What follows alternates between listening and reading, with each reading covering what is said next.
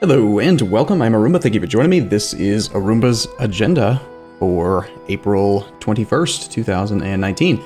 Hey, this is actually the very first one of this year. Crazy, I know. This is gonna be a pretty short one, and I'm gonna do something I haven't done in previous ones, which is to actually use the webcam, because why not? So, hi, good morning. I haven't done one of these in a very, very long time, but I kind of wanted to just talk about that and like where things are at, state of the channel, what's coming up, what's planned, and I don't know, just kind of give you guys my direct thoughts on that. So, first things first is I recently moved into a new house. You might be able to tell if you are an audiophile, a keen ear.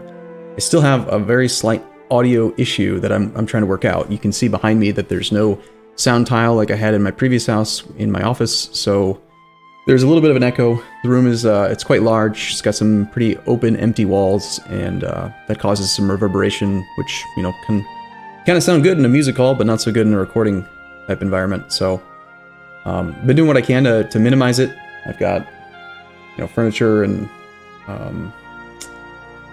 some clothing just kind of strewn about the place, like seriously, because it does dampen audio, reverberation, and echo.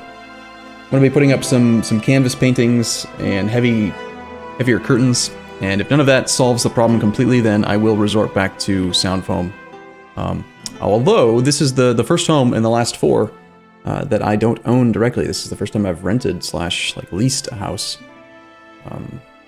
So that's interesting, but my point in mentioning that is just that I don't really want to do a lot of damage, so to speak, to the walls, because when you move out of a leased property, you have to repaint it and fix everything that you've broken, and so I'm trying to avoid having to do sound tile if I can avoid it. Not to mention it does cost some money. I think I spent $500 on foam in the previous office. Also, I mean, you might be wondering where the hell have all the videos been? Where have you been, man? So I'm just happy to have the internet, so I'm not really going to go into complete ranty ravey bitch mode, but I ordered the internet from a company, we'll just say, on the 1st. They scheduled delivery of the service on the 4th, and so I moved into the new house on the 3rd, the evening of the 3rd, expecting that I would have no internet for 6 to 12 hours, and then by the time that the scheduled appointment came around, they'd come out and they'd install it.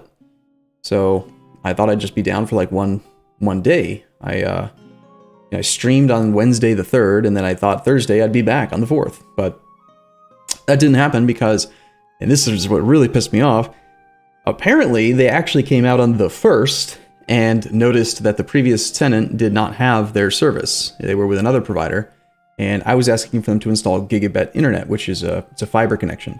So this house only had a cable connection, so they had to actually install the fiber line. So they came out on the 1st, noticed that they had to do that, decided to cancel the appointment on the 4th, and schedule someone to come out and bury the fiber. They didn't tell me that, so I was sitting around the house all day on the 4th, waiting for them to come and be here, and I didn't see anyone. So I called them the very tail end of the window and said, "What's going on? Where's the guy?" And they're like, "Oh no, we sent someone out on the 1st." Great, thanks for letting me know. That was really convenient. Really appreciate that. So the guy didn't finally actually get out to bury the fiber until the 12th or the 13th. I watched him do it. He knocked on the door and said, "Hey, I'm here to bury the fiber for your company." And yeah, that's why I'm here.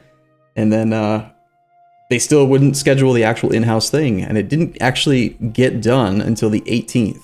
So it took 17 days to get internet installed. And I was livid. I was calling them every day, and I was threatening them, you realize that if I have nothing else to do, if you don't install this internet, I will literally spend my entire day researching all of the ways I can report you to any authority I can find, because this is insane. So I have a lot of resources and information about who you can report internet service providers to, but I haven't actually gone through with it, even though, to be honest, I don't know. The issue is I've actually had a lot of my friends and coworkers and stuff on Discord say that I should sue them for something, but I'm not a litigious person. I don't want to do it. I'm just happy that it's installed and I'm able to go back to work. But man, did that suck. That was awful. You know, it's like it was like trying to live without water or without, you know, internet obviously, without electricity or something. You know, like I remember a couple years ago there was a hurricane down here, and the power went out for a week.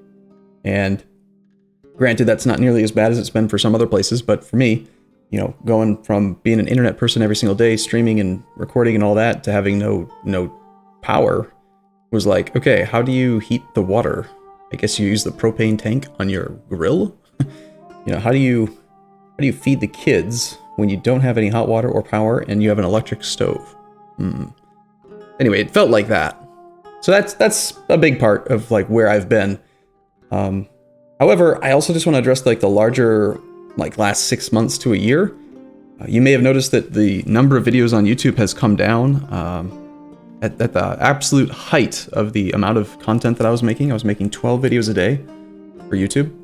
And then I settled in on a more reasonable 8 videos per day. And lately it's only been like 2 or 3. And actually the last few weeks it's been 0 really, because I haven't had the internet. Part of that is just the stuff I've been going through personally with my divorce and like moving into the new house and all that.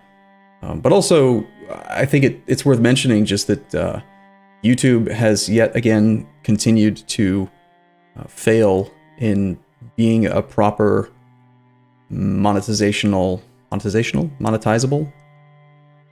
Okay, it's harder to make money on YouTube now than it was when I started making videos for YouTube. So what I've ended up doing is I've started to transition more into streaming, and some of you who watch the consistent streams that I've been doing will have noticed that I stream almost every single day for anywhere from like 4 to 10 hours. And then what I've had set up is that Long Game Short, another YouTuber who had at one point in the past just edited some of my campaigns for his own content for fun. I had reached out to him and we started doing a collaborative type thing where I compensate him for editing my stuff directly, and then instead of him uploading it on his channel, I upload it on my channel. So a lot of the content that you've seen in the last 6 months has actually been streamed content. You'll notice it's very obvious if it's streamed content because the webcam's on. Right, so he's been editing that, and then he's a Twitch editor for me. He kind of organizes all like the highlights and just makes sure, because for whatever reason Twitch won't keep your videos on demand forever. They delete them after like 2 months. Unless you make them into a highlight, even though you can highlight the entire stream, and then they'll keep the highlight forever. Makes sense, right? But anyway, he handles that, and then he cuts the campaigns that are interesting and puts it together, and then we get it uploaded to YouTube on my channel, and then that's what happens. So I've been doing that mostly. That's where a lot of my time has been going, is just streaming and then having him edit the content for me. I do intend, I think, to go back to... I do want to do some more locally recorded campaigns. I feel like I may have swung a bit too extreme, a little too far in this direction to, like, basically only streaming. I don't like only having 1 or 2 videos on YouTube. I'd like to still have, like, 4 to 6, maybe even still have 8 a day. So that's kind of my plan with that. So on the topic of games, obviously, Imperator Rome is coming out in, I think, 3 or 4 days. I've had access to it for the last few weeks, but without internet, I wasn't able to stream, and also there was an embargo. So far I've got like 30 to 50 hours or so of experience, and I'm getting really comfortable with the game. I'm very comfortable with the mechanics at this point, and think that I can play quite well. We are going to be doing a multiplayer campaign very soon with the guys that I've been doing multiplayer with the last 6 months. So that'd be Steejo, Lambert, and Zippy the Squirrel. We've had some issues with my internet, and then also getting all 4 of us access to the game. But as soon as we have that, we're going to record, and that'll be up on YouTube very, very soon. And then I also, as I just mentioned, want to get back to more single-player campaigns as well that are not streamed. So with that in mind, I'm curious if you don't mind leaving a comment down below. We could even maybe put together a poll, what nation you would like to see as like the very first campaign for a single-player, non-streamed content Imperator game. Like, I remember when EU4 first came out, I played Portugal because it was one of the suggested nations in the tutorial that they gave us, or like the early access thing. With EU4, you could only play 4 nations, and you could only play for like 20 years. Imperator, you can play the whole game now. So, I mean, I can play any nation, any game. like whatever we want to do. So just let me know what your thoughts are on what to play, and beyond that, I don't know. I mean, if you're looking for more content, if you feel like I'm not producing enough for you, just make sure you remember that you need to check out the Twitch stream. It's every single day. There was a period, I think I had like a streak going for like 60 plus days.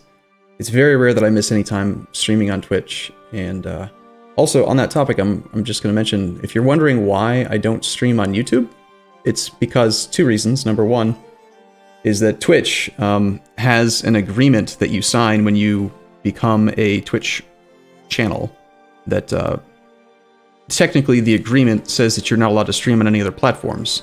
And because I have people who have subscribed, you need to be aware there's a difference between a YouTube subscriber and a Twitch subscriber. A YouTube subscriber just gets alerts when a video goes out. A Twitch subscriber is kind of like Patreon or a donator, like a donor, someone who's just like, subscribed to. Kind of think like YouTube, like Red or whatever it was called. So there's a lot of those people who have subscribed on Twitch, and if I started to stream on YouTube, then I know some people do it and they don't get in trouble, but I'm not that type of person. I don't risk it, Insurance. So I'm not going to risk streaming on another platform that could cost me my relationship with Twitch. Even if 99% of the time it would never cause issues, I'm not willing to take that 1% chance. So that's why I stream primarily on Twitch, and will continue to stream on Twitch. Not to mention, I think that the Twitch platform is just better. I think that the content is delivered better. I like the way that chat works a whole lot better. I feel like YouTube streaming is mostly just like YouTube comments that fly by, and I don't know. It feels different. Not to mention moderation's a lot easier on Twitch. Anyway, just moving on. So if you're looking for me, if you're wondering where I've been, check out Twitch, twitch.tv/Arumba07. I'm on there almost all the time. And there will be new content coming up on YouTube, and I am going to be getting back to back to good. I'll be streaming and playing and working every day. So that's it. Hope you guys are having a good 2019, and I'll look forward to seeing you in the next episode or the next stream, whichever comes first. And you have a wonderful April. See you soon.